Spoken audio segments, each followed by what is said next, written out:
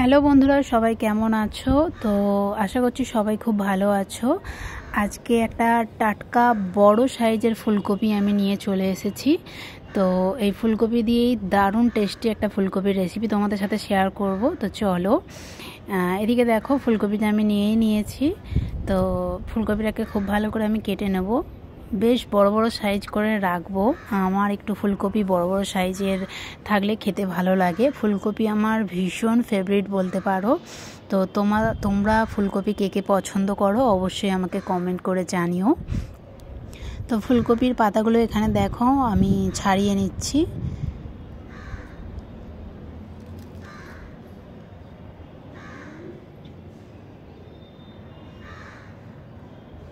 তো এখানকার সবজি কদিন খাচ্ছি, যা বুঝছি আর কি, মানে সবজিগুলোর একটু টেস্ট কম, মানে যেমন করেই রান্না করো না কেন একটু টেস্ট কম হয়। তো তবে খুব স্বাস্থ্যসম্মত বলতে পারো, মানে স্বাস্থ্যের জন্য খুব ভালো। মানে সবজিগুলোতে কোনো কীটনাশক ইউজ হয় না, কোনো সার ব্যবহার করা হয় না, কেমিক্যাল দেওয়া হয় না, যার কারণে সবজিগুলো একটু ফ্রেশ বলতে পারো। মানে যেমন আমাদের ওখানে আলুকে স্টোর করে রাখা হয় বলে আলুতে অনেক রং মেশানো হয়, যার কারণে আলু অনেক দিন থাকে।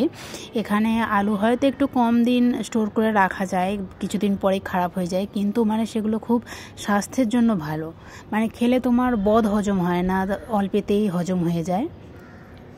তো চলো বেশি কথা না বলে কাজটা করি। তো এদিকে দেখো ফুলকপিগুলো আমি এরকম বড় বড় সাইজ করে কেটে নিয়েছি।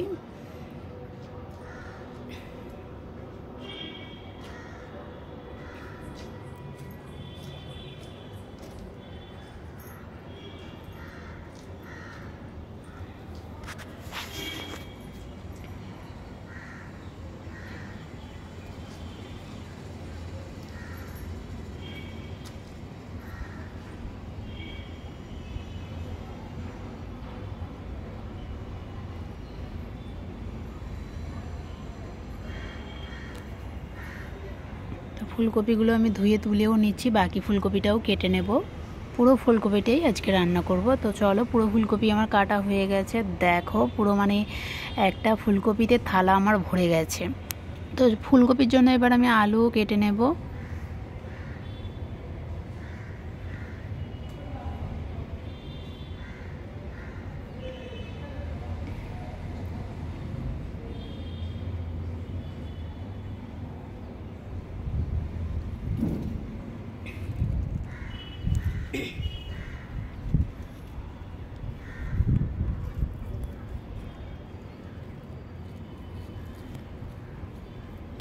তো বন্ধুরা, তোমরা যারা আমার ভিডিও দেখছো অবশ্যই আমার চ্যানেলটাকে সাবস্ক্রাইব করে রেখো নিত্য নতুন ভিডিও পাওয়ার জন্য।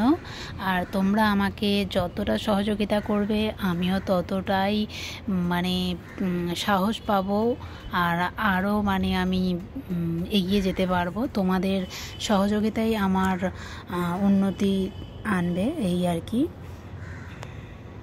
তো চলো, সাবস্ক্রাইব করতে তো আর পয়সা লাগে না, একটু শুধু একটা সাবস্ক্রাইব করে দিলে আমি খুব উপকৃত হব। তো এদিকে আলুগুলো কেটে নিয়ে আমি এদিকে একটা গামলিতে জল নিয়ে নিয়েছি, জলেতে একটু নুন দিয়ে দিলাম।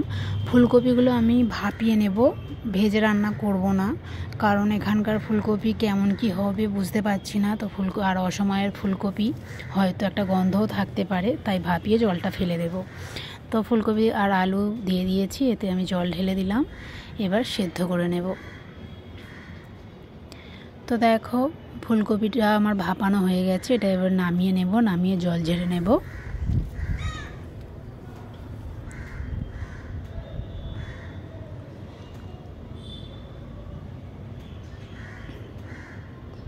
কড়াতে আমি বেশ খানিকটা তেল দিয়ে দিয়েছি, দিয়ে দিলাম সামান্য একটু 5 ফোড়ন,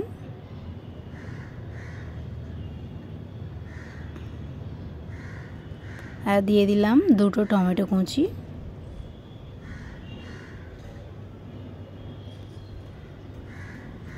পরিমাণ মতো নুনও দিয়ে দিলাম,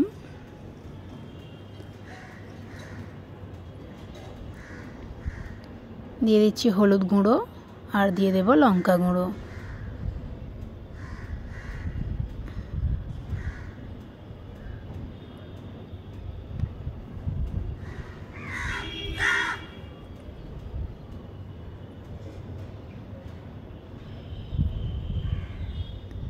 টমেটোটা বেশ নরম হয়ে এসেছে, খুন্তি দিয়ে টমেটোগুলো একটু গেলে গেলে দিচ্ছি।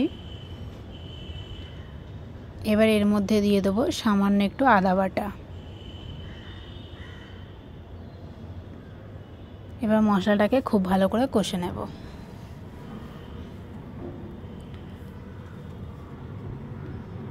একটু কাশ্মীরি রেড চিলি পাউডার দিয়ে দিচ্ছি, কালারটা যাতে ভালো আসে।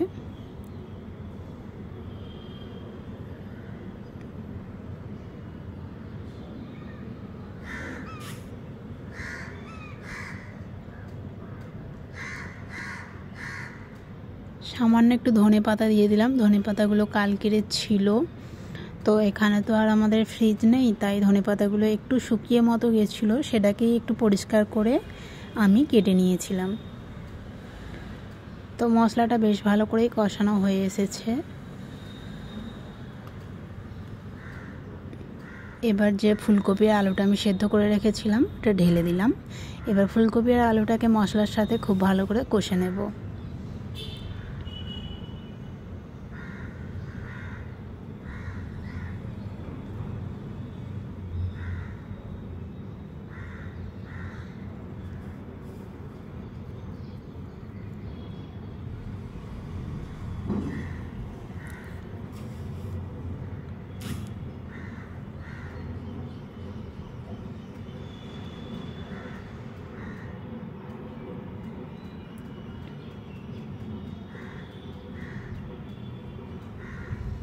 তো এবার কষানো হয়ে গেছে, বেশ খানিকটা জল দিয়ে দেব।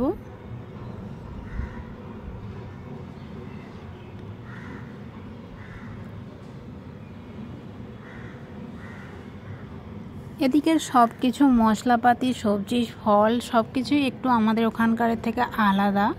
তো কাশ্মীরি রেড চিলি পাউডার দিলে আমাদের তরকারির রং কত ভালো আসে। তো দেখো এখানে কিন্তু আমি বেশ খানিকটাই Kashmiri red chilli powder use করেছি, তবুও রং দেখো পুরো যেন সাদা হয়ে আছে। তো দিয়ে দিলাম সামান্য জিরে গুঁড়ো আর ধনে গুঁড়ো,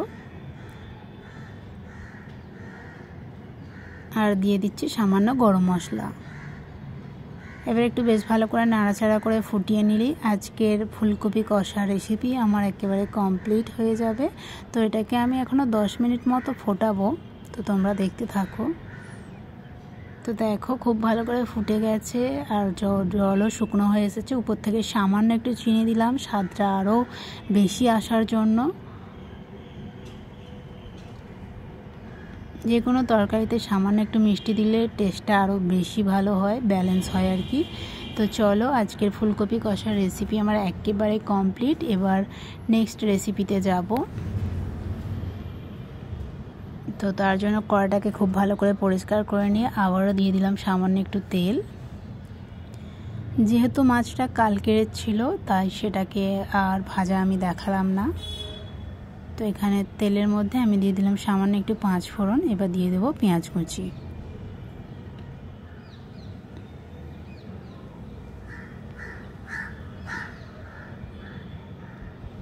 আজকে মাছের ঝালে আমি রসুন ইউজ করব না, শুধু আদা বাটা দিয়েই মাছের ঝালটা করব।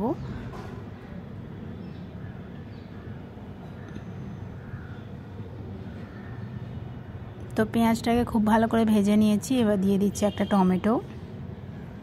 টমেটোটাকে টুকরো করে কেটে নিয়েছিলাম। দিয়ে দিচ্ছি পরিমাণ মতো হলুদ গুঁড়ো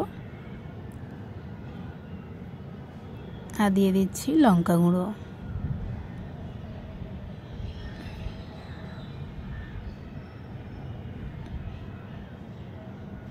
দিয়ে দিলাম একটু আদা বাটা। এবার মশলাটাকে খুব ভালো করে কষে নেব। এইভাবে মাছের ঝাল বানিয়ে খেয়ে দেখো, দারুণ টেস্ট হয়।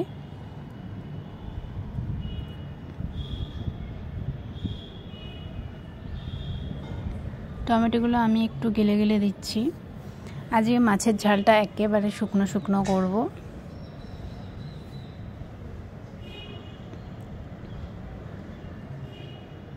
তো মশলাটাকে আমি খুব ভালো করেই কষে নিয়েছি। এবার এর মধ্যে দিয়ে দেবো সামান্য পরিমাণে জল।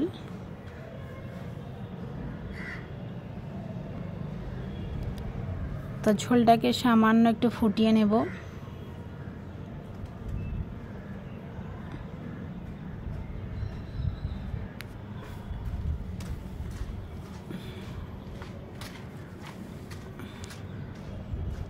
তো ঝোল খুব ভালো করেই ফুটে গেছে। উপর থেকে আমি মাছগুলো দিয়ে দিচ্ছি। মাছগুলো দিয়ে 5 মিনিট মতো ফুটিয়ে নিলেই আজকে মাছের ঝালও আমার একেবারে রেডি। তো আজকে দুটো রেসিপি ভীষণ টেস্টি।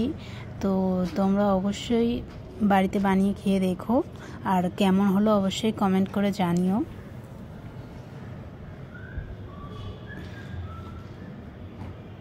তো মাছের ঝাল আমার রেডি, এবার নামিয়ে নেব।